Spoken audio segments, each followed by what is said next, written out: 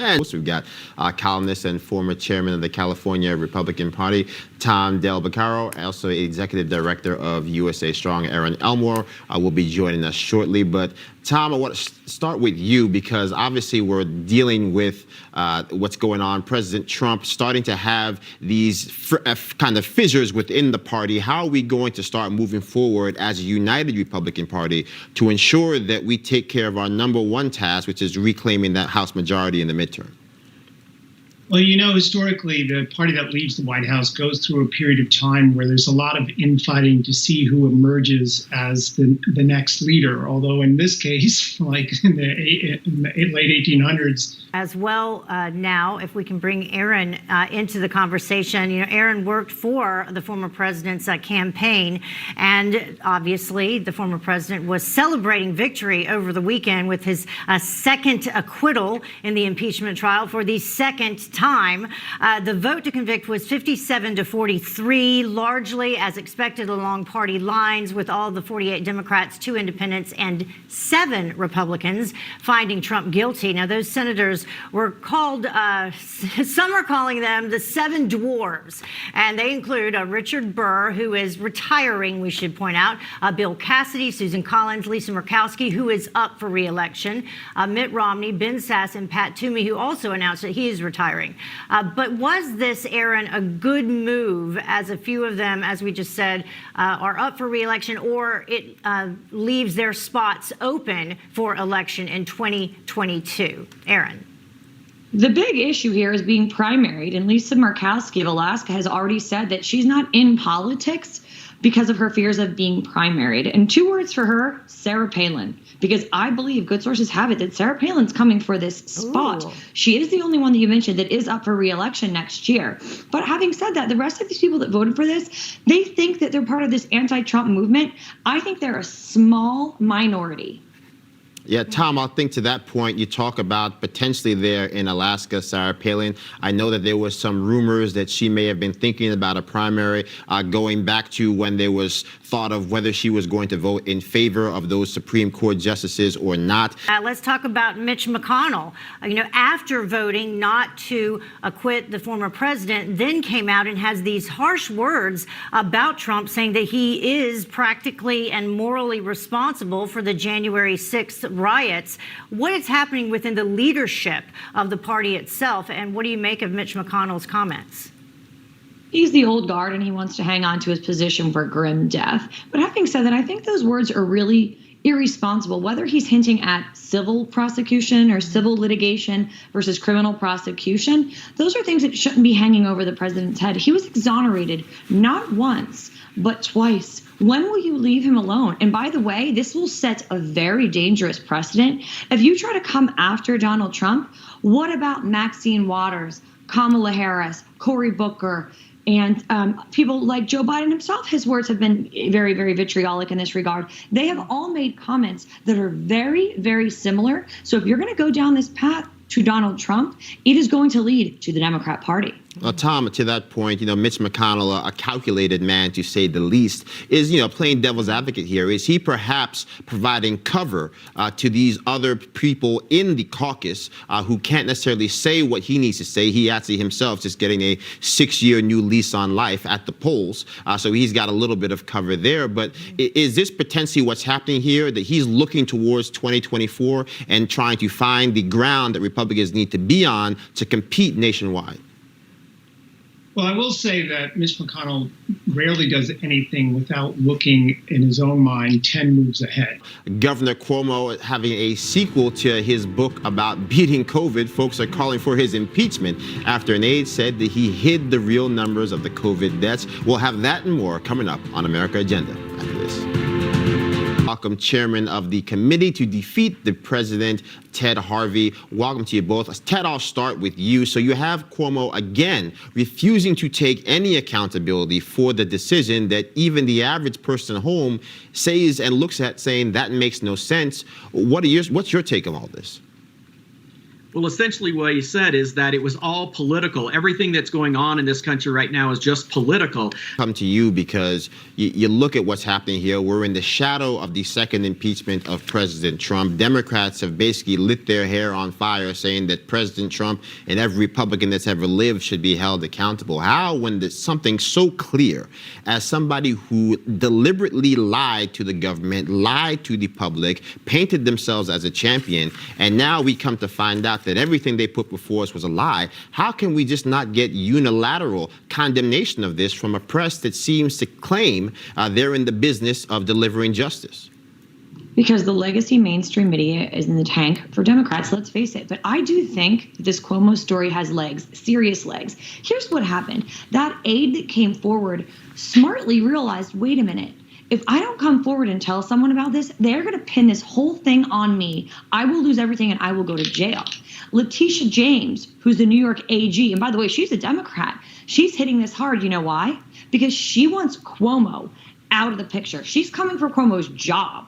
So I'm actually happy here that the Democrats are eating their own, because in result, if you will, we are going to get the truth. The truth is going to come out, and hopefully this AG will prosecute, because what he did was criminal. It was wrong. It was not compassionate. We're talking about human lives here. He's playing politics and policy with American citizens when he had the USS Comfort that he could have used, when he had the Javits Center that he could have used. This is really, truly horrible and awful. And I hope Letitia James comes for his job and comes for his innocence, because he is guilty. Yeah, and we have up there what he had said previously. Who cares? People died. United States Senator Joe Lieberman joined America right now on Newsmax earlier to discuss why he focused so much of his attention on promoting school choice programs. You know, Tom, I'll start with you, because it seems to me that Democrats simply want to run on all things Trump, on Orange Man bad, into perpetuity. What do you see as the fault lines moving forward for how we're going to be able to get to the governing of America? I'm sorry, you mean Ted? You said Tom. Oh, Ted. Sorry about that. Yeah. You know, I think it's interesting that they just had an impeachment. They just went forward to try to impeach the president of the United States. Yet they didn't do any hearings. They didn't. And CNN analyst Jeff Flake on the future of the GOP with Trump in the mix. Take a listen. There's really no future with Trumpism, so we've got to move on. It's difficult because the president's base is still there, but we have to move on. And what if you don't? What if it just is the party of Trump? Well, we'll just continue to lose seats. We'll continue to be, frankly, in a permanent minority. Erin, I want to come to you because it seems to me always like a false choice, whether President Trump runs again or doesn't run again. This notion that somehow the values that President Trump fought for, and for that extension, the values that conservatives believe in, somehow have lost their luster, irrespective of the fact that we happen to have lost this past election. It's funny, Jeff Flake, a name that no one cares to remember. This is a desperate ploy or attempt to be relevant, and it's not working. I think a lot of these rhinos think that we can just sweep Trump under the rug. The 45th president can largely be erased. Let's go back to business and bureaucracy as usual within the Democrat and Republican parties. But guess what? That's not going to happen. You cannot stop progress. You cannot stop change. The populist movement that Donald Trump created is here to stay. And these populist candidates, we are going to see, if we have fair elections, they are going to be the people who win the elections. Donald Trump was a breath of fresh air in the broken Washington system. You cannot undo that. He wanted to fight for the people. He was for the people that fight our wars and pay our taxes. We can't go back to this Mitch McConnell system that's clearly broken, and the people don't want it. They cannot sweep us under the rug, and Donald Trump's populist movement, whether it's him or someone else, is here to stay. But Erin, I'm not sure that the Senate Minority Leader is listening to you or others, because while he did vote to acquit the former president and not convict him, he did leave the door open for this. Listen. Trump is still liable for everything he did while he was in office as an ordinary citizen. Unless the statute of limitations is run, still liable for everything he did while he's in office. Ted, this is after the vote. Your reaction as to why you think he felt that he needed to do that, and who he was trying to address, or what minds he's trying to change. Also, I really wish we had Nancy Pelosi in her unhinged press conference that she held yesterday as well. Comment on that if you want to. Well, I think Mitch McConnell's comments were interesting in the tone that he had, but I agree with him in the substance of what he was saying. And I've been saying that forever, that if the president actually did incite a riot, that is against the law, and he can be prosecuted under criminal law.